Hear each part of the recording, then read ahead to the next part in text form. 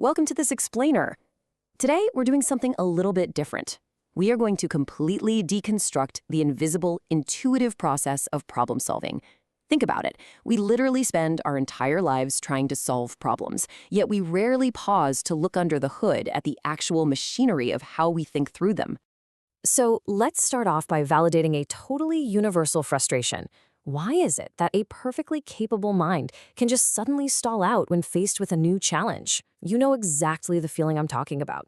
You're hit with a roadblock at work or maybe in your personal life, and instead of smoothly generating brilliant solutions, your brain just hits a brick wall. Well, today, we're going to unpack the cognitive stack required to process a problem, why that stack so easily collapses, and most importantly, what we can do to fix it.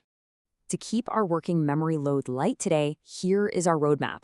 We will be covering 1. The anatomy of a problem, 2. The classic 4-step plan, 3. The ideal problem-solving method, 4. Executive functions and ND brains, 5. Common traps and barriers, and finally, 6. Making problem-solving work. All right, section 1, the anatomy of a problem, understanding the baseline.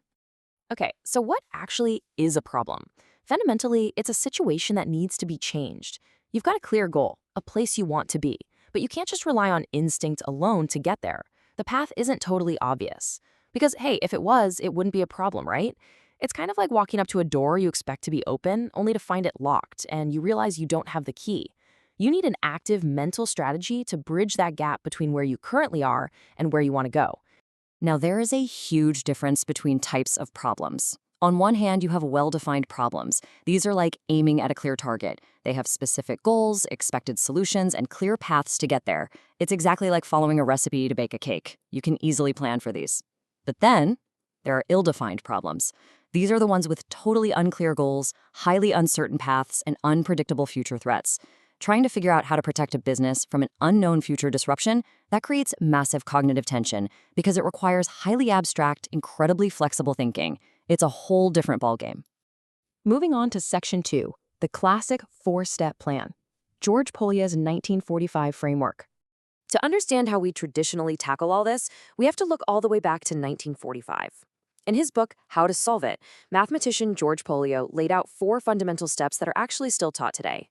Understand the problem, devise a plan, carry out the plan, and look back.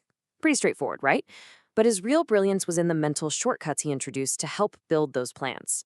Things like working backwards from your goal, or asking if you can find a related problem that's already been solved. He made the powerful argument that discarding a failed plan isn't quitting. It is literally the definition of problem solving. Section 3, the ideal problem-solving method, upgrading the machinery.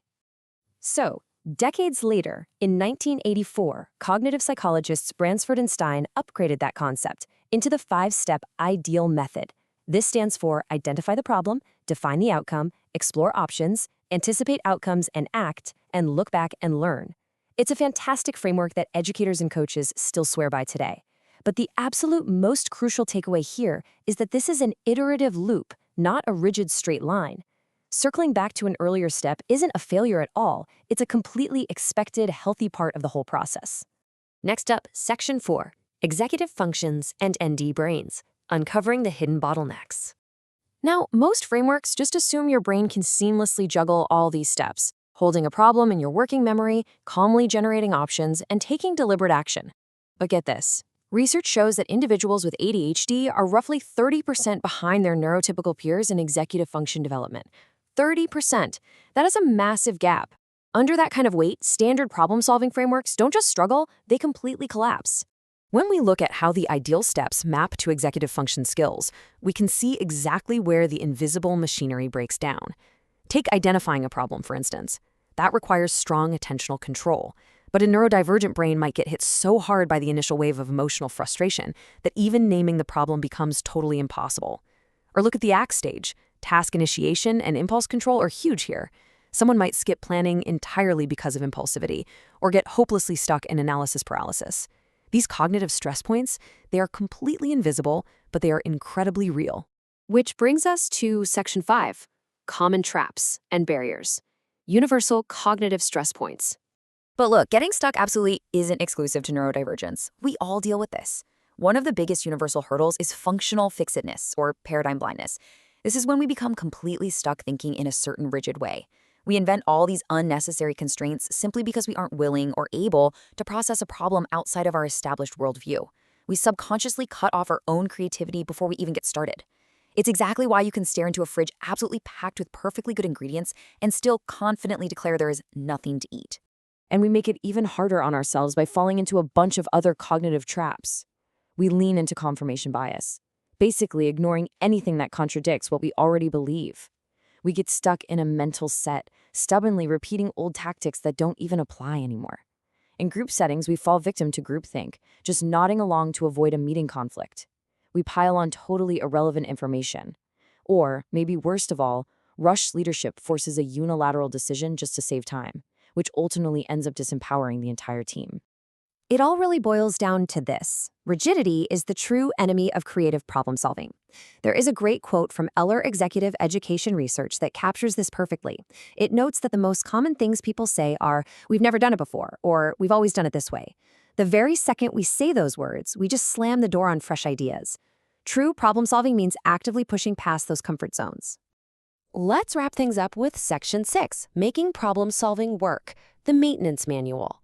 So how do we actually bypass these executive function bottlenecks and universal traps? The absolute most effective strategy, the real game changer here, is externalization. You have to get the problem, the options, and the plan entirely out of your head and into the physical world. Put it on a whiteboard, scribble it on a sticky note, or just grab a piece of scrap paper. The medium doesn't matter. By making the unseen process visible, you instantly drop the working memory load on your brain, which frees up your mental energy to actually do the thinking.